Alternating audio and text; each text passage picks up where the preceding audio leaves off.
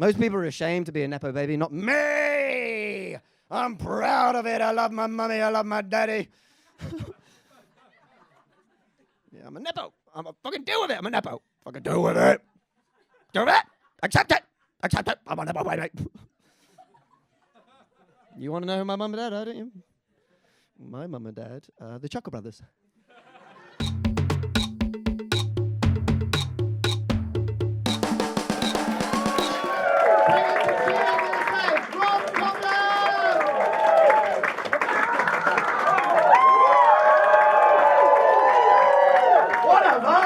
What a vibe in here tonight! It got a bit weird for a bit, but then Barry came back and went, but there is still a lot of conflict in the world at the minute, isn't there? Yeah, so on tonight, so you get on stage, I saw you kind of move around, and I, you know, a little bit like, just feeling it in. Yeah. Kind of, and can you remember the movement? So there was, you know, the vibe. Yeah. What an energy in the room. Yeah. And then you kind of, you know, and then what happened? And then, well, it's kind of like the cowboy bit that we spoke about earlier, where it's like one thing and then change it really quickly. Yeah. So I said, what a vibe, this is amazing, but there's still a lot of conflict in the world at the minute, isn't there? Yeah, like, yeah. Bring it into a silence. And that's kind of like an example of like how, so like, not why Teen Spirit is such a good song, but like it's like double, ding ding. Do you know what I mean? It goes up and down and ding. Like it's really, I like that. Like if you looked at my set on a frequency, it'd be like loud, quiet, loud, quiet. So it's just dynamic, and it shows them. I think it shows, or to me, it means that I can move. I can change emotions really quickly on stage. So it's like, we're having really fun, but it's quite difficult, isn't it? You know? It's scary out there in a minute. It is. We got a war in Europe, baby.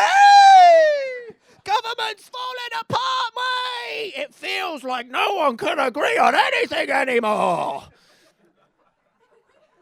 But I think we can all agree that LMNOP is by far the best bit of the alphabet. LMNO, yes, please. But it's like, I think most comedians say, as soon as you get on stage and you do your first bit and you get your first big laugh and you've established your mood, your energy, your tone, and they're on board, I'm like, great, I can just have fun now. And I like to take a minute and like, once I've done like, got a first big laugh or something, like sit and pace the stage a little bit, do a little twist, do a little turn, just let them know I'm not going to stand in a normal way, let them know I'm going to be a bit weird and stuff. Yeah. What tonight that you're doing was new, and what was stuff you were playing with? So like up until the point where I say, basically before I did it just up to LMNOP, and now I'm playing with QRS, TUV, W, X, Y, and Z. So like when you sing the ABC songs, A, B, C, D, E, F, G, H, I, J, K, L, M, N, O, P, Q, R, S, T, U, V, W, X, Y, and Z. But W, X, Y, and Z, I notice, are all like Y, W, X. It's all like that. So it's quite violent. A QRS, a TUV. It's like the really innocent Skippy bit of the a QRS, a TUV. QRS, a TUV. WXYZ, bitch! WXY! Yeah! Calm down, WXY and Z! QRS, a TUV. Get down on the ground, QRS, QRS, a TUV. Life's so sweet. W, X, Y, and Z. W, it's so hard for your mouth to say. QRS, a TUV.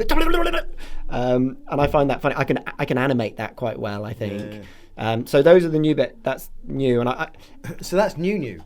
I've done it. I'd only done it once before. That's because I improvised it on stage last time I was on this stage. That's interesting. Because I'd thought it before, and I think I'd tried it once when I was doing the routine first. And I was like, just get the LMNOP bit down. And then once I got that bit nailed, and I was having a good gig, and the audience were giving me green lights, keep driving on this road. We enjoy driving on this road. Then I was like, it just came out, and it just started going through the alphabet. Yeah, and the green lights thing of keep driving on that road. Is that something you kind of use a lot? The permission of the audience. I've used green lights, but I've never used the road metaphor before. And you can tell an audience isn't enjoying something, and if they're really enjoying something, like they want to stay here. They don't want to move to the next pub yet. Like, let's stay here and have a couple more pints. Like, so how much more can I do within this area? And you can just, sometimes I think you can just stop and think about it and then be like, what do you think of it? You know, if it's like new material, you can start asking, once you've got a laugh in a space, in a routine, in a playground, then you can just hang out there for a little bit and think, I don't know, what's next?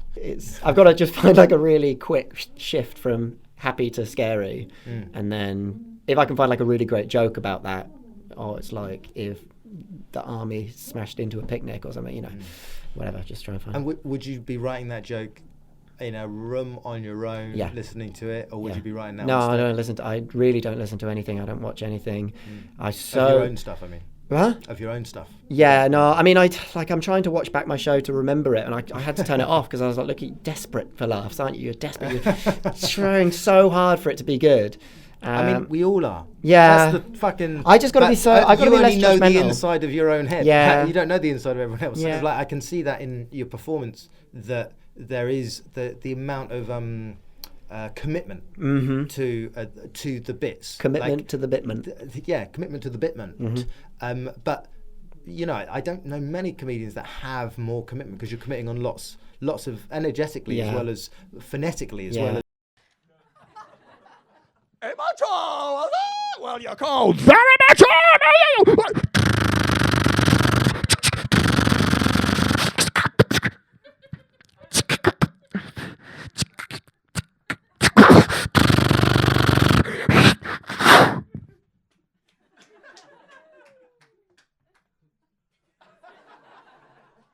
It doesn't normally make that noise.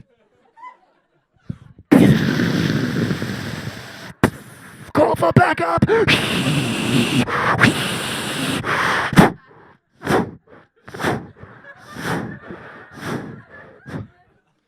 You call that immature? You don't really choose how you're funny. Like, if I could choose how I was funny, I'd just be like really cool on stage, like not too manic, and I just deliver with confidence.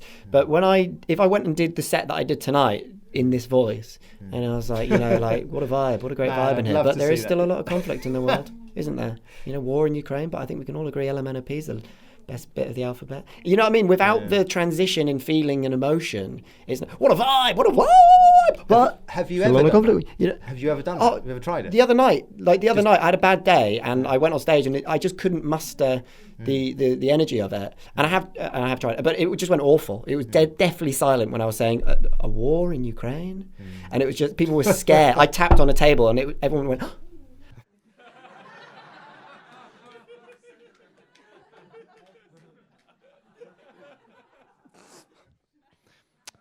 So I'm in my 30s. I like it. I like being I'm loving it, in fact. I feel so much more comfortable in my own skin these days. So it's interesting you talk about kind of being a bit nervous or anxious before you go on, because actually it's part of your fun. Like, being anxious is kind of part of your vibe that then drives into quite enjoyably manic funniness. Yes. You know, like so it's almost like, okay, you might be a bit nervous, but I could imagine that's part of your gearing up to get on stage. Yeah. It's the same kind of like. Yeah. It's winding up the little toy, isn't it? Yeah. And it does very much like that. Yeah. But so you find that's maybe is that a rhythm then you kind of like happens at a lot of gigs? Where 100%. I do.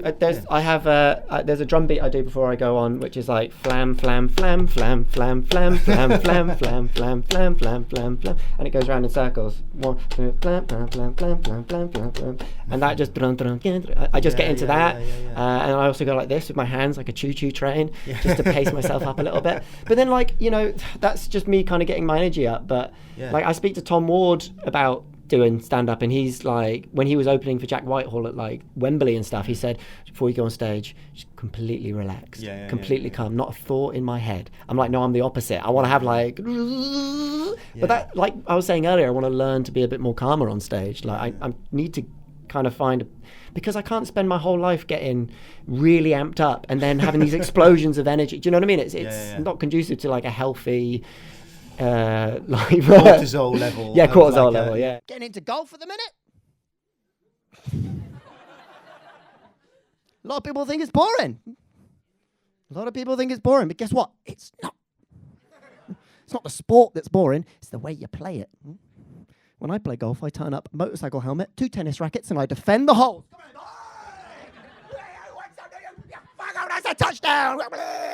And how much intentionality do you bring to your set? Like all of those bits, were they on did you get through all the stuff that you wanted to say? Yeah. Did you in that gig? I did. I wrote on the back of my hand, after camping I'd do dressing gown and mini fridges, but I really wanted to run through the supermarket cafe bit, and I knew I was running out of time. I shouldn't have done hide and seek because it's a banker, and that was just me going like, I want to have a really good gig, so I will do that.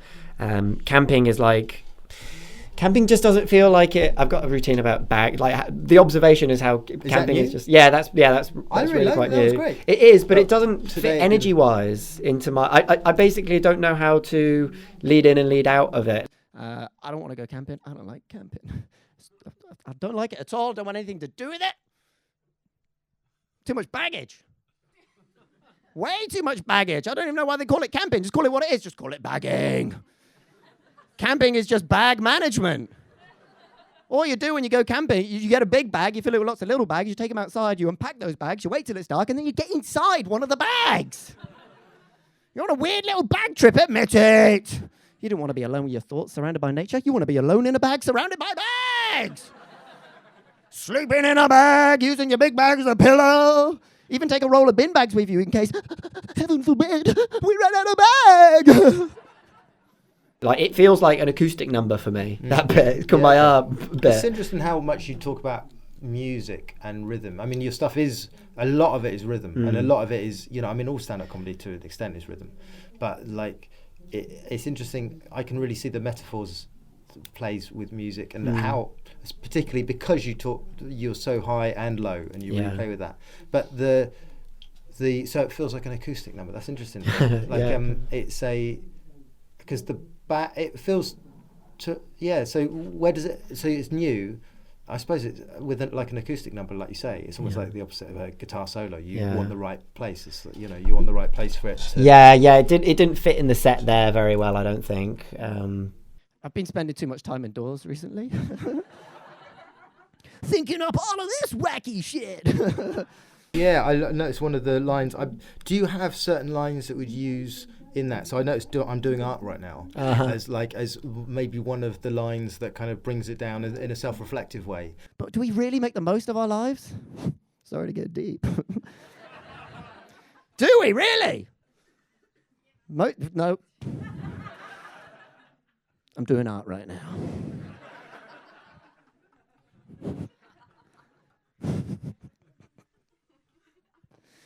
I'm doing art. Get out of my room. I think I've said it before, but it just felt like, because I was doing a bit of my routine that felt quite like deep and like everybody listen, nobody heckle right now because I'm trying to build tension.